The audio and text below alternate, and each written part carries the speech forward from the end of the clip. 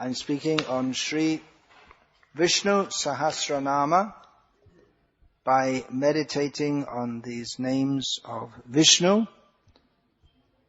or through the commentary of Baladev Vidyabhushan, Krishna. We can enter into a meditation on what is it about him that makes him Bhagavan. Now, several of these names, they are not very well known, just like we just had one named Kshobana. That's not very well known. That's the name just before. But the next few names are all well-known names. Name 377. Very well known. The name is Devah. Devah means God. That's the common meaning. In English, God can be spelled with a capital G or a lowercase g. In German, what's the word? Gott. Something. Always with capital. There are lots of capitals. Even if it's a little God. Even little gods are big gods in Germany. If anyone believes in any God. Well, we're in Switzerland, not in Germany. But it's the same. Culturally, it's very similar. Same language in northern Germany, yeah. God in English can mean the big one and little ones also. Regional gods, Greek gods, Norse gods, Roman gods. Well, Deva, of course, in Sanskrit there's no uppercase and lowercase letters. But Deva can mean the big God and little gods also. So Deva means Krishna, and we can also refer to Indradev, Chandradev, and so on. But really it means, in the full and complete sense, must refer to Vishnu. Maybe not even Krishna, yeah, but if we take Krishna in Vrindavan, they don't see him so much as the big God.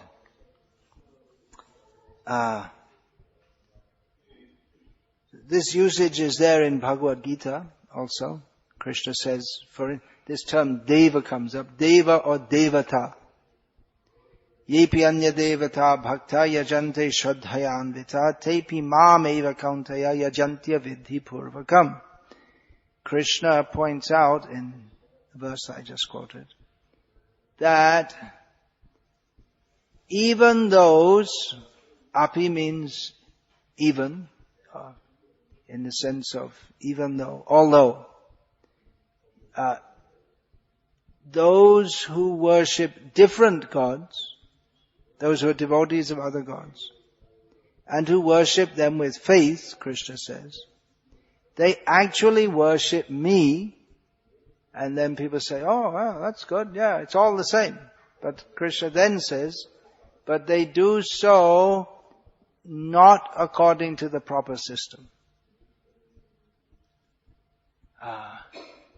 We also find in Gita, Krishna says, Antavattu palang tesham tad bhavatyalpamedasam.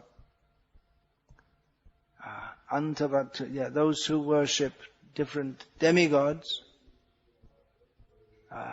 they're less intelligent. There are many such statements.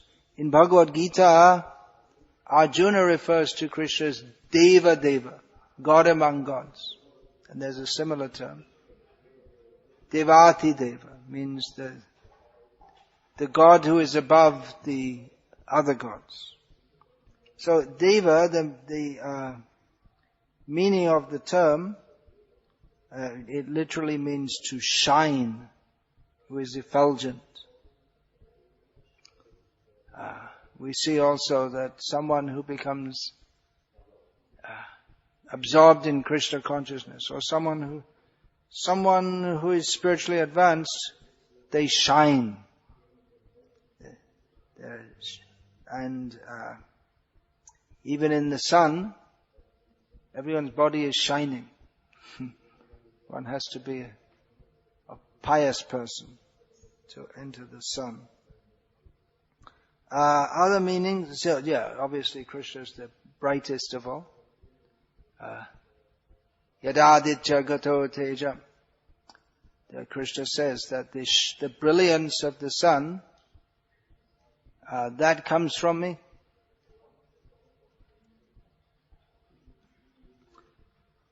We hear that Mother Yashoda would take the jewels away from Krishna so that he couldn't go into the dark storehouses where the gopis are keeping butter. Because the jewels, they also have some inherent shining power. But Krishna himself, his body is so bright that he illuminates the dark place. And of course he can see in the dark also. So Krishna is shining. He's the brightest of the bright. Another meaning is to conquer. Obviously, the Supreme Lord conquers everything and everyone. How he conquers? Well, there are various ways. By fighting is one way, but in Brahma Samhita we hear that Ananda Chinmaya Rasamataya Manasu Ya Praninang Pratipalan Smaratam Upetya Dilayatena Bhuvanani Jayatya Jasram Govindamadi Purusham Tamaham Bhajami. Dilayatena Bhuvanani Jayatya Jasram means he incessantly conquers this world by his pastimes. His pastimes, they show this material world to be insignificant.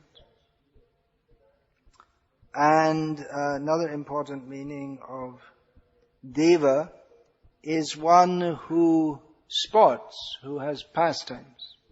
Sports not in the meaning of football and all these kinds of sports, but who enjoys pastimes. So,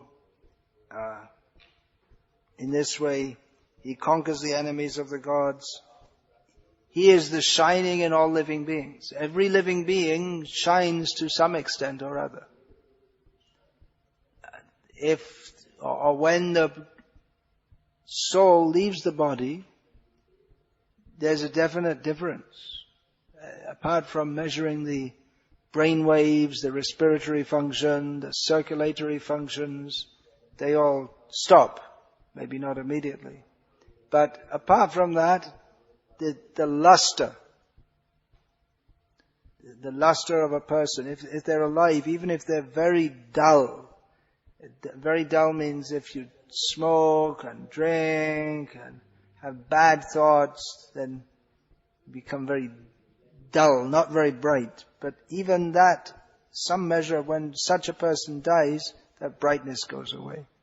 So that the brightness of the Atma is a tiny manifestation of the brightness of the Paramatma, Krishna. So he enjoys pastimes. Baladev Vidhabhushan, he gives the meaning of this name that, he enjoys transcendental pastimes. One other meaning of Deva, one who is praised. So we find that, those who are Devas, this term is given just like Indradev, Chandradev. There can also be for respectable persons in this world. The king, there used to be kings, the king would be called Naradev.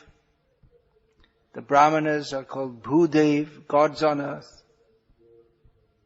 Krishna himself is called Brahmanya Dev. He is worshipped by the Brahmanas.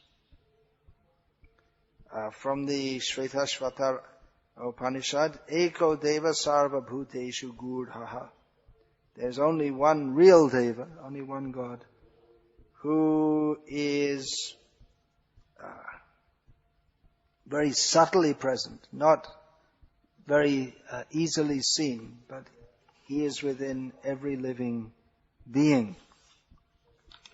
So that's a little look at the name Devah, a very common name. Oh, the next name is not so very well known. But then we'll go to another name after that, which is even better known than Devah, maybe. So you can wonder what that is as we go to name 378. Sri Garbhah. Sri means opulence, that which is auspicious, and also means Lakshmi, also means Radha, and Garbha means womb. So the meaning of this is that he has within him all auspicious qualities. And they manifest from him, just like a child in the womb of the mother manifests. So all good qualities manifest from him. They as if take birth from him. Of course, he's eternally the abode of all auspicious qualities. It's not that at any particular time they start to become manifest. They're always inherent in him. And he always has Lakshmi with him. He always has Radha with him in Krishna Lila. Baladev Vidyabhushan gives the meaning that he is the proprietor of all the opulence in the universe, and he showed to Mother Yashoda when she looked in his mouth, twice this is recorded it happened, then she saw all the opulence of the universe within Krishna. So it's not just metaphorical that all the opulence of the universe is within Krishna, but as Mother Yashoda saw, the whole universe is within Krishna. That would make a good scientific theory. We could give that to the atheists. The whole universe is within Krishna. Try and work that one out.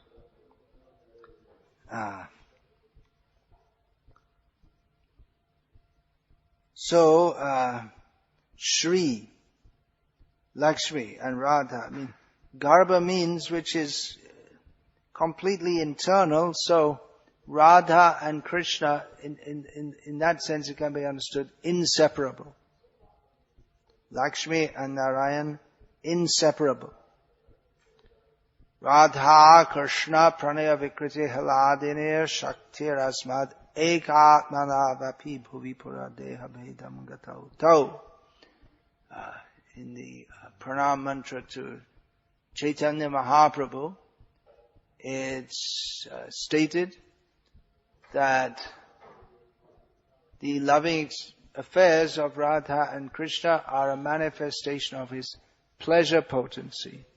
And although Radha and Krishna are one, they manifest as two to enjoy pastime. So that again brings us to Devah,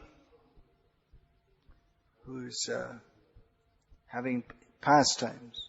So in his pastimes, it's not just him, but there must be his devotees, and Shakti, and is always with Shaktiman. So Radha is with Krishna. She's inseparable from him. So the commentators say that he's inseparably united with Lakshmi. That's the meaning of Sri Garbha. And this name comes with Devah because in his pastimes, in his play as Devah, he has Lakshmi always as his companion. That's a very, going back to Devah then, so it means, it's generally taken to mean God, but it also means who performs pastimes, who plays. So God is not understood not so much in terms of how he conquers, but how he plays. Who's the biggest enjoyer is God, not the biggest conqueror. Well, he's also the biggest conqueror. But the fact that he enjoys most means that he's God. And the imitation gods, Ishvaro ham maham bhogi, They like to think, I am the controller and I am the enjoyer. But that is actually Krishna. He's the controller and the enjoyer. And in his enjoyment, he always has, as Krishna, he always has Radha with him. As Vishnu, always has Lakshmi with him. All glories are within him. They're also inseparable from him. All auspiciousness, all divine qualities, they're inseparable from Krishna. Another way in which he is like the womb of the universe is that he himself enters into each universe and enters into each entity within the universe. So in this way, he's like the womb of the universe. It's a miracle that how the child forms within the womb.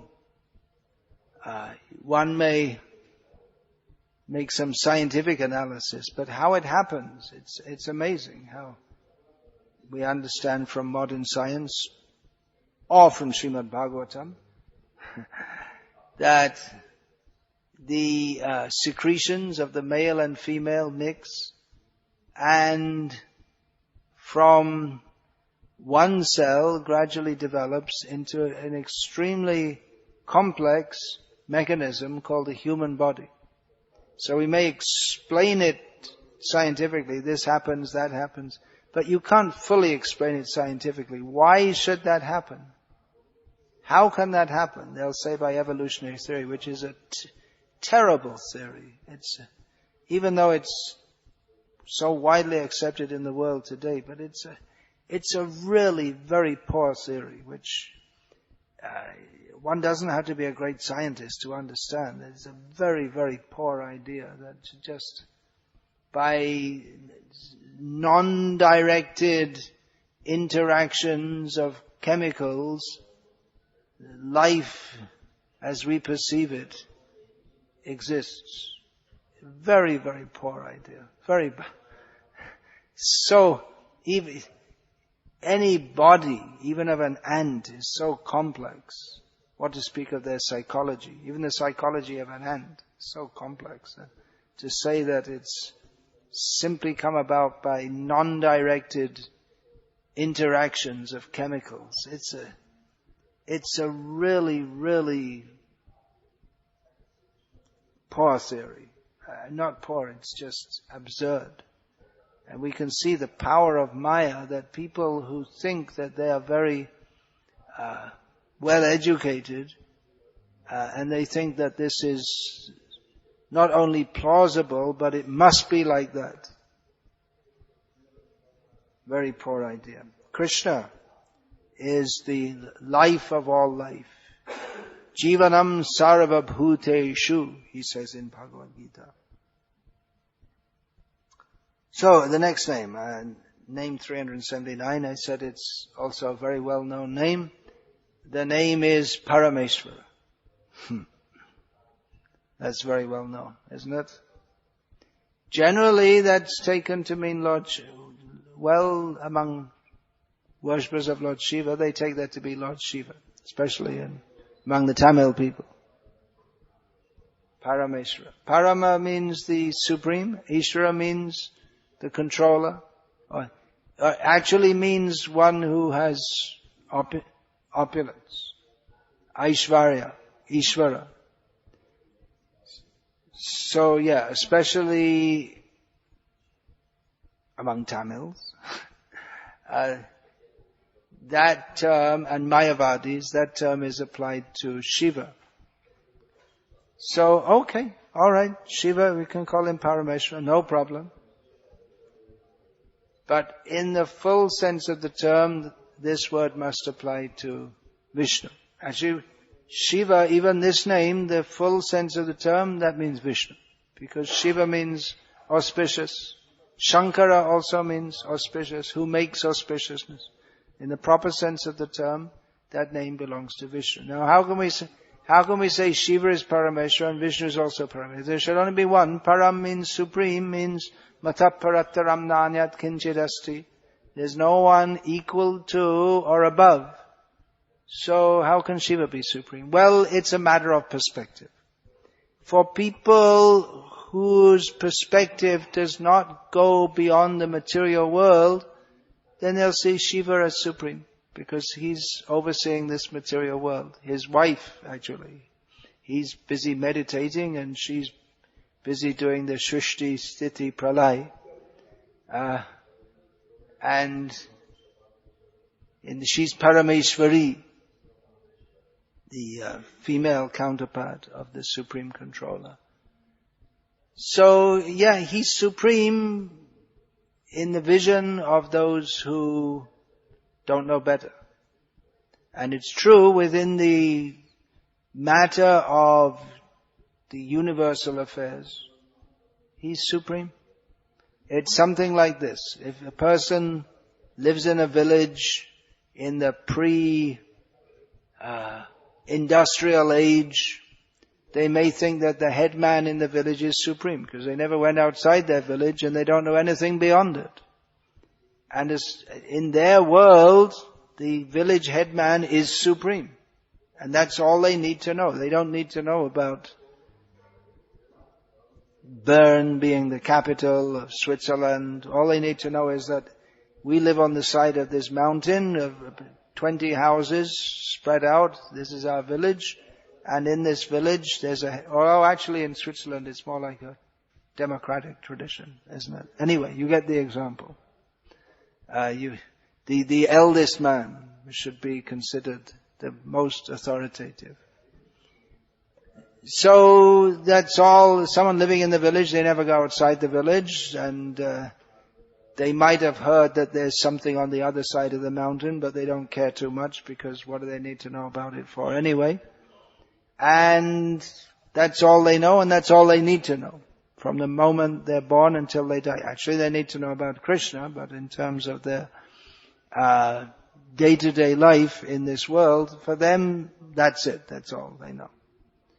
So, for people who think that this world is all in all, and there are many of them, most of the conditioned souls don't know about the spiritual world, and they don't want to know. So, their vision goes as far as Kailash, the abode of Lord Shiva. And they consider him the supreme controller. So, alright, we can accept. But, if we can extend our vision a little further, that means if we get news from beyond Kailash, then we can learn that Lord Shiva is meditating, which suggests that he's not the Supreme Controller, because the Supreme Controller is Devah. He's playing, not meditating. He's playing, he's having fun. So, Shiva is meditating on Vishnu. There was a time in Tamil Nadu when you could get killed for saying that. They wanted to kill Ramanuja for saying that. That king, Krimi Bhoj, what's his name? Krimi Kanta. He wanted to kill Ramanuja because Ramanuja said Shiva is not supreme and Vishnu is supreme. Now, Krishna is the supreme controller, that's clear.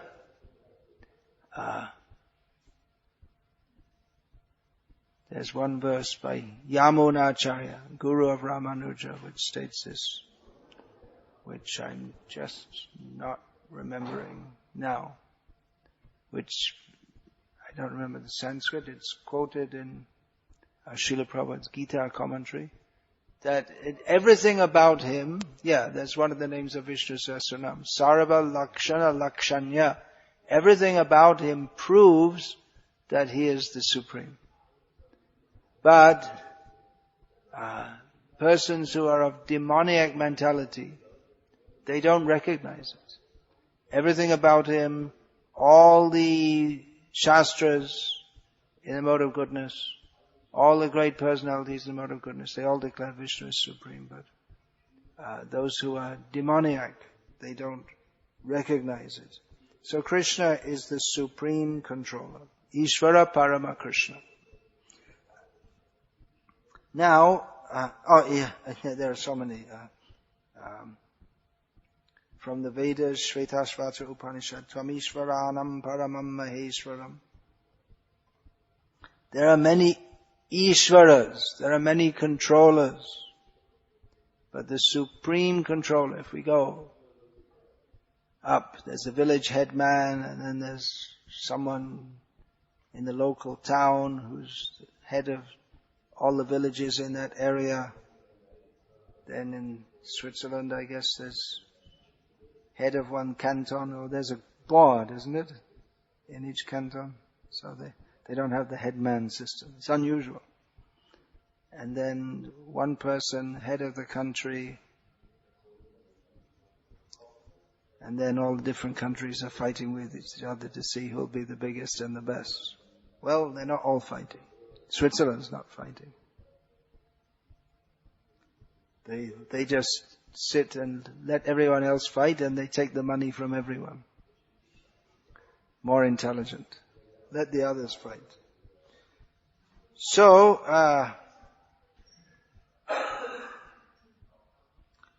another meaning of Paramesvarah, generally that name is understood to mean Parama Ishvara. But it can also be taken to mean Parama Ishvara. It means a long A at the end, which makes it feminine. And feminine supreme means Radha or Lakshmi. So the Lord of Lakshmi or Radha. So it can be understood in that way also. Which the commentators, the Vaishnava commentators, they like to emphasize that. Especially the Sri Vaishnavas,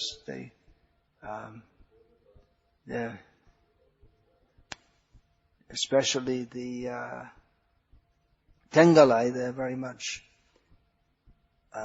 prone to Lakshmi. Just like in Gauriya Vaishnava culture, the devotees, they're prone to Radha even above Krishna.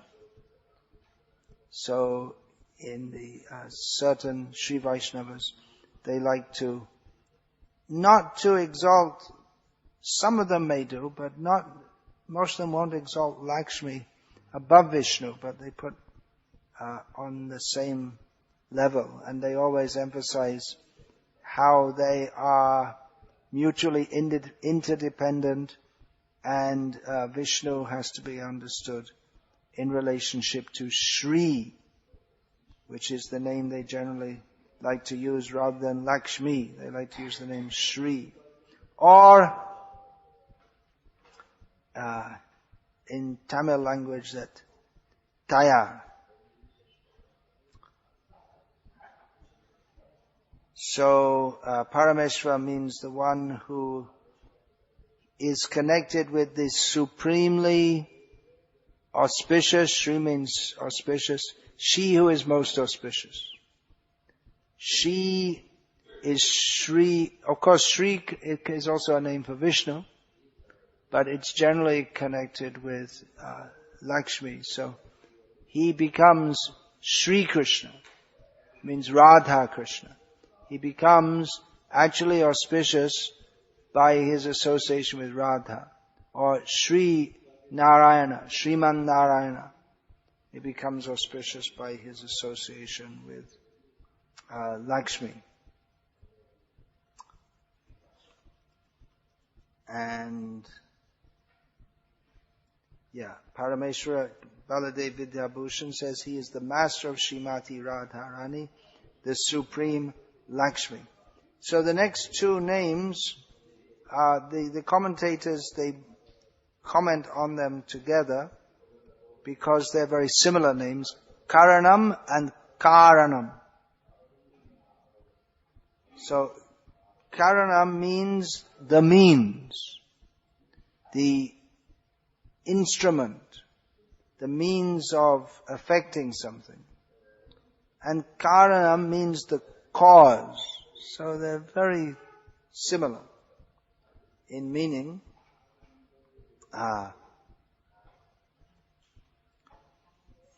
Karanam, there are various levels of Karanam. There's the instrumental cause, is just like in making a pot. We can say that the potter is or the machine is the instrument by which the pot is made. And then there's the material cause, the clay. And beyond that, there's the cause. Why is the potter making the pot? Well, he wants to make money to support his family. And then beyond that, why does he desire like that? And we go back to Krishna. So the ultimate cause, Sarva Karana Karanam, is Krishna. That Karanam means Kriyate Anena Iti Karanam. That by which or through whom an act is done. So ultimately everything is done via Krishna. Man proposes and God disposes. We can't actually do anything without His sanction. Therefore, prakrite kriyamanani gunai karmani sarvashaha ahankara vimudhatma kartaham iti manyate. Everything that we do is effected via the various factors of action, via the modes of material nature. So one who thinks, I am the doer, independent doer, is a big fool, egoistic fool. Why is that? Because we can't do without higher sanction. That's why, if we're to say something, well, tomorrow I will go to London, we could say, just theoretically. But we don't know. We can't say for sure. There are so many even if we have a ticket booked, we made all plans, but you don't know what's going to happen. Anything can happen. Until it happens, it may sound like a tautology, but until it's happened, it hasn't happened. So we can't say it will happen. We can't say for sure. Because there are so many factors at work, which ultimately, the ultimate factor is Devah, or the administration of Devah, the Supreme Lord. That's why if we may say, tomorrow I will go to London, Krishna willing. That's better to say like that. Inshallah, in Islam, they say. Means the same thing. If Allah lets it happen. Because He is the ultimate cause. We can't go against that. He's the ultimate controller. He's the ultimate cause. If we are to do something, He's the ultimate cause. So a wise person doesn't take credit. He doesn't think, well, I'm doing so many wonderful things. We should think, a cultured person thinks that if I'm doing something which is praiseworthy, that is due to the mercy of others, because my parents trained me in such and such a way, my teachers trained me, my guru trained me, and ultimately that's all coming from Krishna. Talking about Devah, we also speak of Pitridev, Matridev, father and mother. They're also to be considered like gods. Of course, they should act in a godly way. If they don't act in a godly way, then it's very difficult to see them as gods. Pati Devah, the wife sees the husband as God. The husband addresses the wife as Devi, goddess. So in this culture we see that, we don't think that, oh, I'm doing so many things. It's a wrong understanding. We should try to act to the best of our ability, to do our duty, what should be done. But we should understand that the result is dependent on Krishna. But we can't turn it around the other way, and if we do something bad and say, well, actually the cause is Krishna. Then we are to, actually if we do something good, we will be praised, but a wise person gives the credit, or doesn't take the credit for himself. But if there's something wrong, he's done something wrong, he should take the blame. A materialistic person will blame anything that goes wrong on someone else, and anything good that happens, he won't acknowledge that others were factors in that also. I couldn't have done it without the help of others.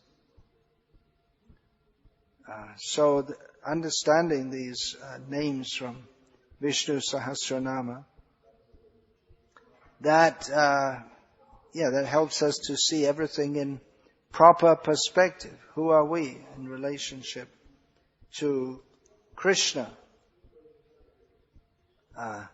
So even to get knowledge of Krishna, or knowledge of anything, we have the knowledge acquiring senses, Gyanendriya, the ears, the eyes, the nose, the skin, the tongue, by which we get knowledge of this world. But that is only possible through the agency of Krishna.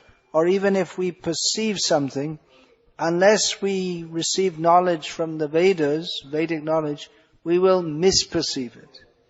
Just like everyone perceives this world, but everyone sees it wrongly. How is that? We see it wrongly. What does that mean? We see a straight building as being crooked. No, not exactly, but with the wrong consciousness. We should see everything in this world as produced by Krishna, meant to be used in Krishna's service. That's called yukta vairagya. Anasaktasya vishaya yathaham upayamjataha nibandha Krishna sambandhe yuktam vairagyam uchyate. Proper renunciation, proper detachment, is that in which one is not attached to anything, but sees everything as paraphernalia for serving Krishna, and uses everything for serving Krishna. But a materialist sees everything in this world as meant for my own enjoyment. So when a materialist sees something that he thinks is nice for my enjoyment, he thinks, oh, very good, very nice. But a devotee just sees how everything can be engaged in Krishna's service. So we see differently. Although the materialist and the devotee sees the world, the vision is the same. But the understanding of it is different. So those who are non-devotees, they do not see that Krishna is behind everything. And that whatever we can do, it's only via His mercy, by the power that He invests in us. He is Hrishikesh, the Lord of the senses. So even if we have very good powers of perception, we should know that's also coming from Him. Everything is coming from Him. We are powerless without Him. Even apart from the senses, there's the mind, the intelligence. Everything is ultimately under His control.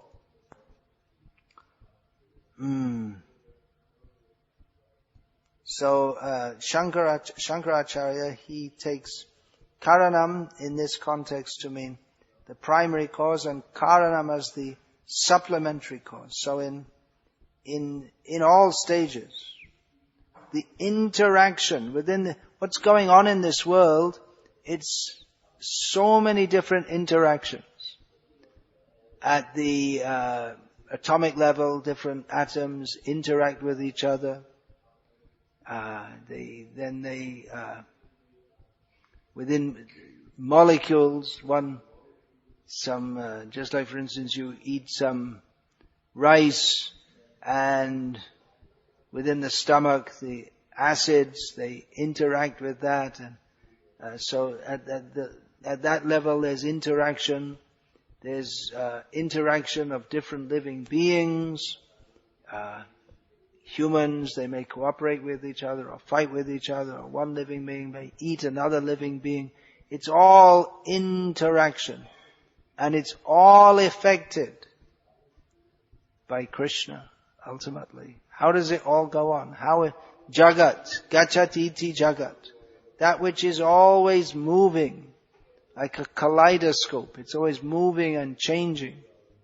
That is the world. So the change is affected by Krishna, and the non-change is also affected by Krishna. The steady principle by which the world remains the world, by which all of reality remains one coherent whole, that is all Krishna. So both the sameness of the world, which never changes, and the details of the world, which constantly change, and behind it all is Krishna, the Supreme Personality of Godhead. Baladev Vidyabhushan gives the meaning of these names as follows. Karanam, he is the master of the devotees, helping them attain perfection in Bhakti Yoga. I don't have the analysis of the Sanskrit to how he gives this meaning. And Karanam, he created this material world using his three internal potencies, Vladini, Sandhini and Samvit. Hare Krishna. Alright, so I won't say anything more about this just now. It's quite a philosophical dose. If anyone has any question about this, you can ask now. Yeah, please.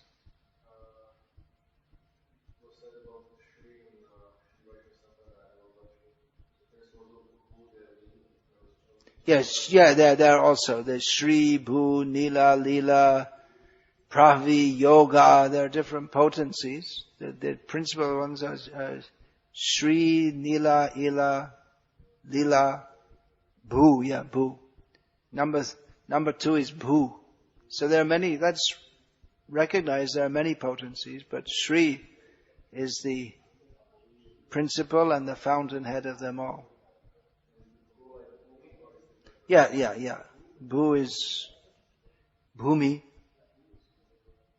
Satyabhama, Vishnu Priya. They're all Bhu Shakti, one of the wives of the Lord. You can see that list of names is there. Shri, Bhu, Ila, Lila, Nila, Yoga, Jnana, Kriya, Pravi. These are all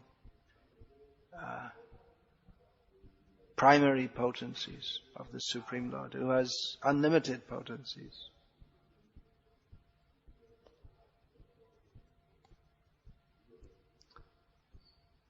Anything else?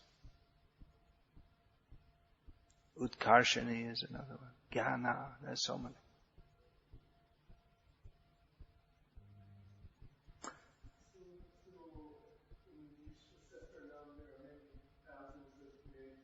Vishnu Sahasranam, well, it's supposed to be 1,000. It's not exactly 1,000, but it's like in South India, there are many temple halls with 1,000 pillars. And none of them have exactly 1,000. So it's more or less 1,000.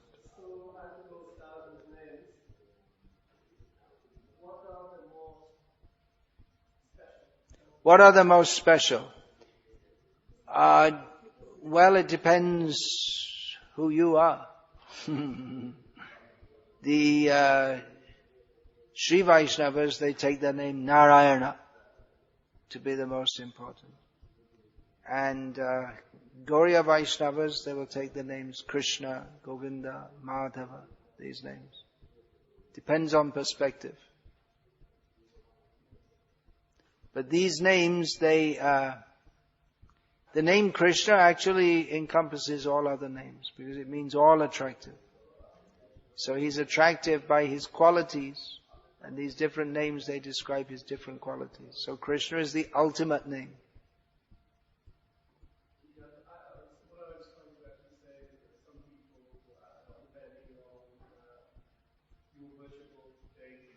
Mm.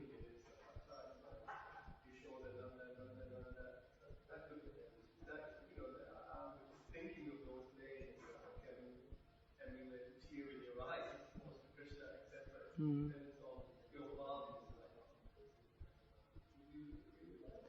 Supreme, what is this supreme name? It's not exactly measurable, but well, Shastra states there's that, what is that? Rama Rameti Rameti Rame Rama Manorame Sahasranama Tulyabis Rama Nama Varanane. That comes at the end of Vishnu Sahasranama,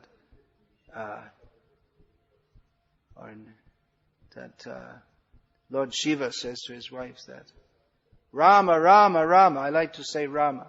I take great pleasure in saying that name. It's equivalent to 1,000 names. And then there's another verse that says that 3 names of Rama is equivalent to 1 name of Krishna. So yeah, some devotees are devotees of Vamana, some are devotees of Ramachandra, some like to see him as Narayan, some like to see him as Dwarkadhish. So, according to the understanding in opulence, then Narayana should be the supreme name. But if in terms of sweetness, then Krishna Govinda.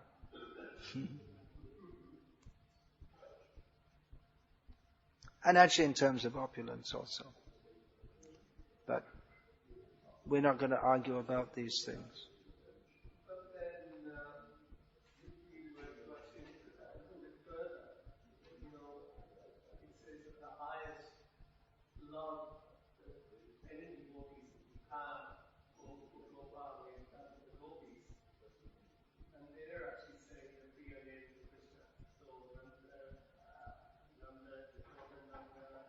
Gopis say Yashodananda, but they also say names like Vishnu.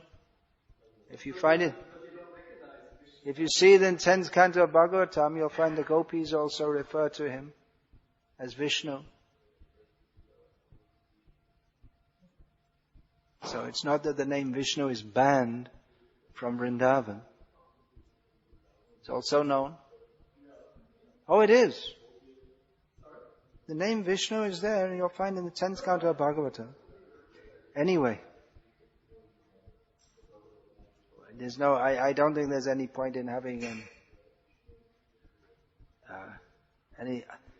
see, I spend a lot of time in South India, and my policy with this is that if anyone comes up with this, says, I'm not going to argue with you. If you like to worship Narayana as Supreme, we're very happy, because that's what we're going all over the world, asking people to worship Narayana as Supreme. So our argument is with the atheists and the demons. If you want to worship Narayana as Supreme, wonderful, first class. We don't have any argument. But if you want to discuss in a friendly way, we'll say that according to Rasa Vichar, according to Tattva Vichar, we may see Narayana as Supreme. According to Rasa Vichar, then we have to accept Krishna as Supreme. That's all. Chaitanya Mahaprabhu, he discussed this with the Sri Vaishnavas in Sri Rangam, but he didn't try to hammer on their heads, but he had a discussion. That's all. And he showed that actually Krishna is Supreme. But it wasn't a matter of that he was trying to defeat them, or as with the Mayavadis, for instance, with Sarvabhauma Bhattacharya and with Prakashananda Saraswati. The discussion was conducted in a completely different way.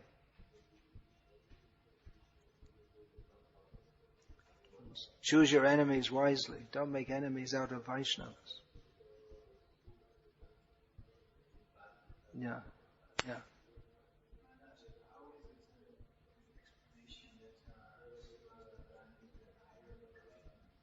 How is the explanation that Srimati Radharani is higher than Krishna? There is no explanation.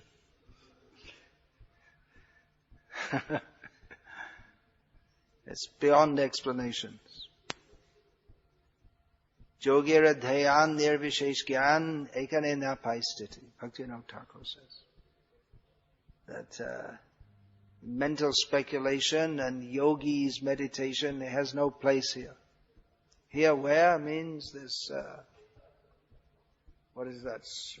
Swarasiki siddhi braja gopiya dhan parama chanchala shati. Nirbishesh gyan yogira dhayan ekane na paistiti. Talking about the particular love of the gopis, a particular mood of each individual gopi by which they serve Krishna. It's both extremely unchaste and extremely chaste at the same time. And as far as the analyzing with speculative knowledge and non-differentiated knowledge and yogi's meditation, it says no entrance here whatsoever.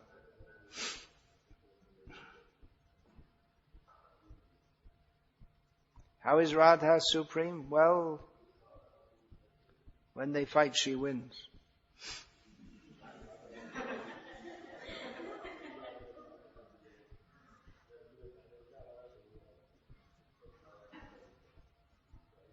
When they argue, he said, I'm Vrindavanath. And she said, no, I'm Vrindavaneshwari. And then he was put to the test. She won.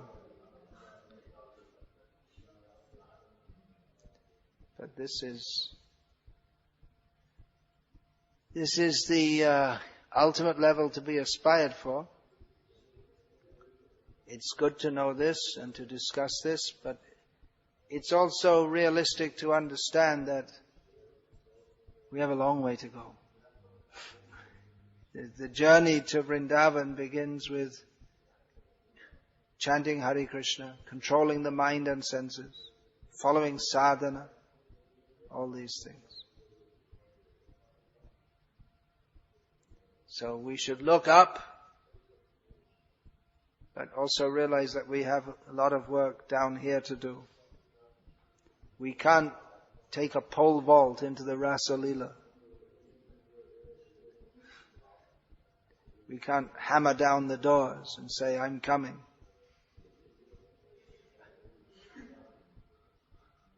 It's by invitation only. Entrance by invitation only.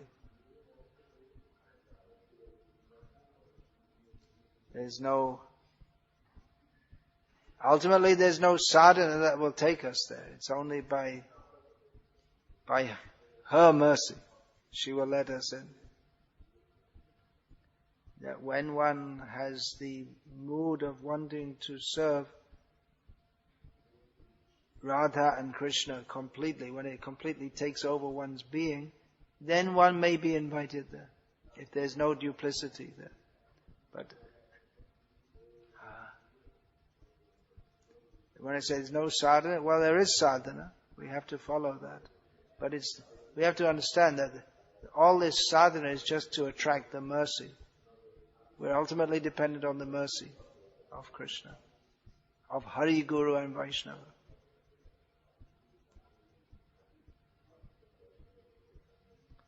Hare Krishna. Anything else? Hare Krishna. Srila Prabhupada ki jai. Shri Vishnu Sahasranama ki jai. Hare Krishna.